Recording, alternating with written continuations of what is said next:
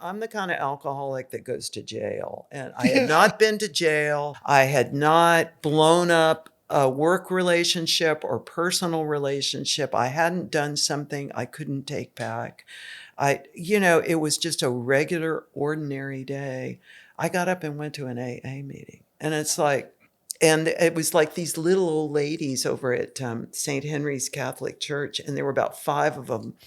And they were so sweet, and I just told them my story. And one of them said, "Well, you better go to 40 meetings in 40 days." And I thought, 40 meetings in 40 days? I thought it was 30 and 30 or 90 and 90. And she said, "It does not matter. Just get to them meetings." So I did 30 and 30, and that changed everything. Because by the end of that, I'd picked a home group. I had a sponsor. But more than anything else, I just said, okay. Yeah. Okay, I'll do what they suggest. And for me, the step work has become kind of the crown jewel of what God's given me in that whole thing. It's just, I love. Kind of get as much out of this thing as you want. Like I Exactly. did a lot of years of cruise control. I did not go to 30 and 30 or 90 and 90. I went to this Cumberland Heights outpatient thing, and I'm like, I'm going to 3 meetings a week. I still had my middle finger out. I was special. Right. Because if you've learned how to play 3 chords on a guitar, you are a little bit better than everybody else on earth, and worse than everyone too. That's right. It's ridiculous. And I just was not going to do 30 meetings in 30 days. I'm not, it's funny in hindsight, I'm a much worse alcoholic than I thought I was at the time. Much worse addict. I'm like, I'm doing this because I know I should, but I haven't run it off the rails yet. So you go from being a full-time drinker to a full-time asshole. And it's just, exactly. And there's that period. It took me so long to get, I did the steps real fast with a sponsor, and then I kind of excused him because I had graduated from, and I'm still going to go. I went 1 day a week, and I didn't want to sponsor or sponsees because it all seemed like too much work. And honestly, there's a few AA Nazis out there that just make you feel bad about everything because they know every page number. Everything's memorized. And by the way, it's the same kind of response I had towards people that knew the Bible really well when I was growing up.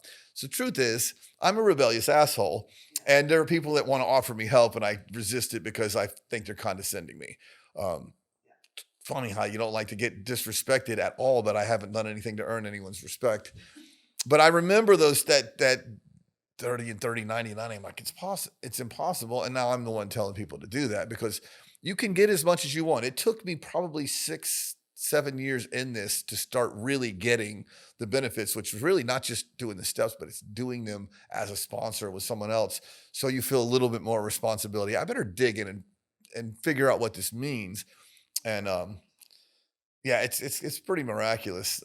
It's so miraculous. And we are who we are, where we are when we're there. It's like we just bring our whole selves to it, and some of us get it sooner, some of us get it later, but it's like it becomes our story. And without it, you probably know, but you have a large impact on people. There have been, I've seen it in rooms. I've seen it myself. And I know that I'm able to have some impact somewhere that wouldn't be there without my story. And without my son's story, it also helps me to, I always had to tell my wife, my non-alcoholic wife, you can't take this personally. This is a great kid. It is the person that you know. The disease is what's freaking you out. The disease is what's lying and not showing up. And that's a tough one, but it does give you an understanding. And if I wasn't an alcoholic, I would have no grace for other people. I still struggle with it because now I can be condescending about the drunk guy. Right. Wait, you were that guy.